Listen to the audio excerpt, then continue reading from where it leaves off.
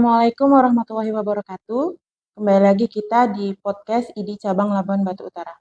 Pada kesempatan kali ini kita akan membahas tentang adanya kasus KLB di Provinsi Aceh, yang mana Provinsi Sumatera Utara akan melakukan tindakan pencegahan berupa pelaksanaan vaksinasi serentak di seluruh kabupaten di Provinsi Sumatera Utara.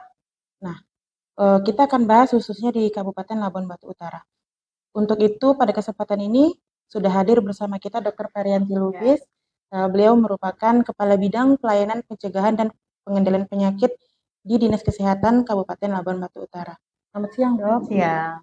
Terima kasih sudah Ya, terima kasih kembali. mempersilakan waktunya.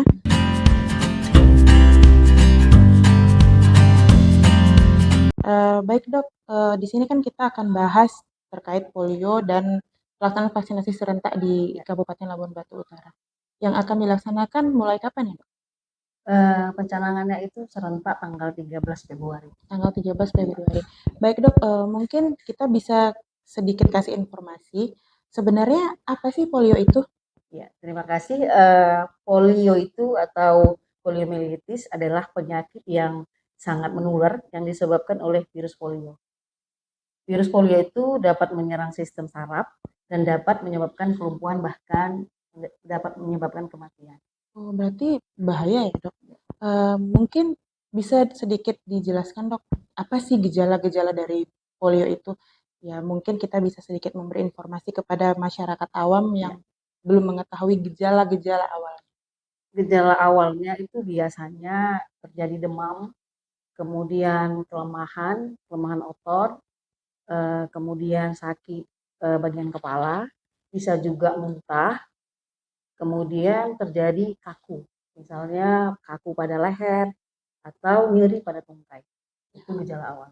Baik, jadi Dok, tadi kan virus polio itu bisa menularkan ke orang lain juga. Ya. Itu ada nggak sih masa inkubasinya atau ada rentang waktunya virus itu aktif sehingga bisa menularkan ke orang lain? Iya. Pasien yang terinfeksi virus polio itu dapat menularkan virus 7 sampai 10 hari. Dan polio itu biasanya di mana ya, Dok, kita bisa melakukan pemeriksaan, di mana kita dapati bahwa seorang tersebut ini memiliki virus polio? Ya, setelah kita dapatkan gejala awal tadi, kemudian kita lakukan pemeriksaan dari tinja.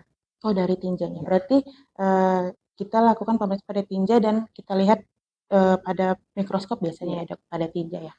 Nah, siapa saja sih yang berisiko terkena polio?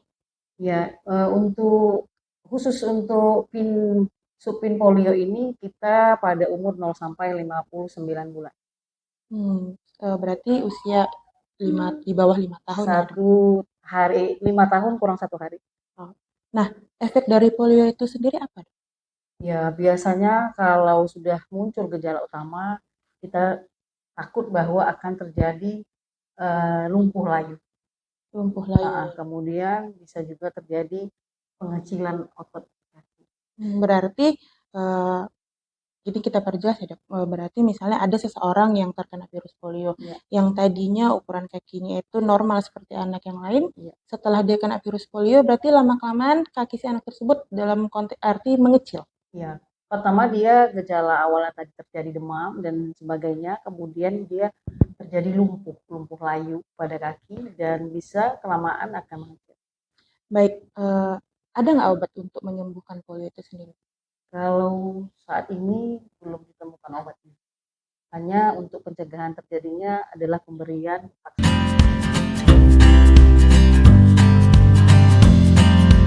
Nah, kebetulan sekali tadi kan polio tidak bisa disembuhkan, tetapi bisa dicegah.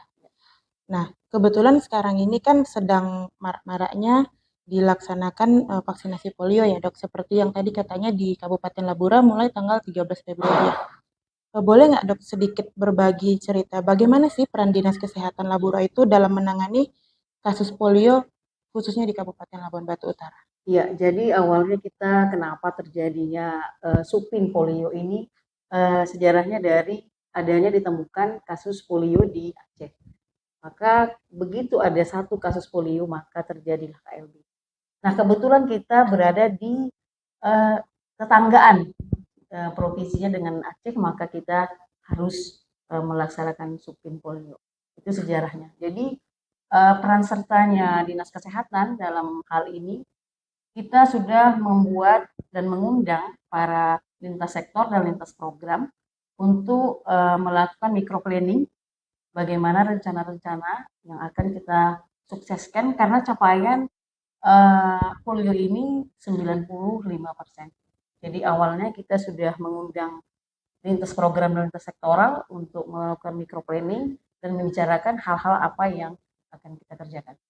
Berarti tingkat keberhasilan pelaksanaan vaksin di Labora ini bisa kita katakan berhasil kalau sudah mencapai 95%. Iya, dari jumlah sasaran seluruhnya yang umur 0 sampai 59 itu, maka wajib 59% harus mendapatkan vaksin polio. 95% Ya. ya dok. Baik dok, kita berhubungan dengan capaian yang 95% Ya. tadi. Untuk bisa mencapai 95% tadi, ada nggak sih strategi khusus Ya. dari Dinas Kesehatan Labora supaya bisa tercapai dok? Ini merupakan PR yang besar. Sebelumnya sebelum subpin polio ini, kita sudah melakukan BIAN ya, bulan imunisasi anak sekolah. Alhamdulillah kita sukses, tapi di angka 98%. Dan mudah-mudahan untuk subpin polio ini sama kita raih ya, untuk target 95%. Jadi langkah-langkahnya kita selain sudah melakukan microplanning, kemudian kita membuat pelaksanaan serentak di seluruh desa. Kita serentak pelaksanaannya itu pada tanggal 13. Nah, jadi para camat dan kepala desa sudah berkomitmen akan melakukan pengumpulan anak-anak yang sesuai sasaran di suatu posyandu ataupun di sekolah, karena masuk PAUD ya umurnya itu. Jadi kita sudah sepakat untuk membuat pelaksanaannya itu di 5 hari ke depan setelah tanggal 13. Jadi kita sudah sepakat untuk melaksanakannya serentak di awal 13, kemudian kita susun sampai seminggu ke depannya harus semua sasaran sudah terlaksana. Berarti pelaksanaannya ini berlangsung kurang lebih sekitar 1 minggu dok. Ya. Bisa kita katakan Kabupaten Labuan Batu Utara ini harus gotong royong dan kerja keras ya dok untuk mencapai 95% tadi makanya ya. Kita sudah memanggil lintas program dan lintas sektor. Oke dok. Jadi sebenarnya vaksin polio itu wajib nggak dok diberikan? Karena kan kita tahu ada beberapa, mungkin masih ada masyarakat awam yang tidak mengizinkan anaknya itu divaksin. Ya. Banyak mungkin kita temuin. Kalau saya rasa untuk subpin polio ini saya optimis karena subpin polio ini diberikan tetes. Tetes. Jadi kalau biasanya ibu-ibu itu takut pada injeksi. Nah, kebetulan kita ini melakukan subpin polionya tetes. Kemudian vaksinnya juga manis. Nah, jadi saya agak optimis kalau untuk subpin polio ini. Biasanya anak-anak suka ya kalau manis. Iya, manis-manis. Mungkin dia ada yang rasa jeruk. Kalau gitu dok, mulai usia berapa vaksin polio 0 sampai 59 bulan. 5 tahun kurang 1 hari. Kalau misalnya dok, ada yang dia terlewat masa waktu vaksin polio dari yang pertama gitu. Ya. Khusus untuk subpin polio ini kita tidak memandang status vaksin. Artinya siapapun sesuai sasaran tadi yang sudah dan belum wajib mendapatkan polio 2 tetes ini. Berarti kalau misalnya si anak ini baru mendapat vaksin polio misalnya di bulan lalu pada saat dia datang ke posyandu, berarti dia masih boleh kita lakukan vaksin? Tidak memandang status. Karena terkait dengan KLB tadi. Jadi dok, kalau pada vaksin polio yang tetes ini, ada tidak efek sampingnya? Kalau efek samping tidak ada. Tidak ada sama sekali ya dok. Berarti demam. Dan pemberian pemberian vaksin polio ini boleh disamakan dengan obat yang lain. Karena pada Februari ini kita juga memberikan vitamin A dan obat cacing.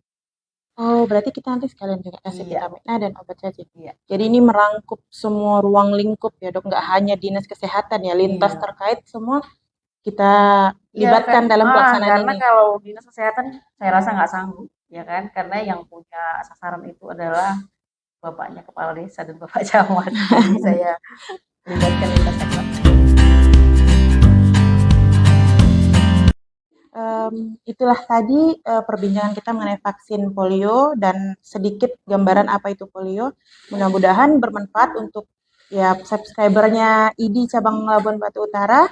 Saya ucapkan terima kasih ya dok sudah Iya, memberikan mohon izin waktunya. saya mengimbau-imbau kembali Boleh, kepada boleh, boleh seluruh silakan. masyarakat. Boleh, boleh silakan dok. Mari kita membawakan anak kita yang khusus berumur 0 sampai 59 datang ke posyandu, bahkan datang ke sekolah TK dan PAUD untuk melaksanakan tetes polio. Terima kasih.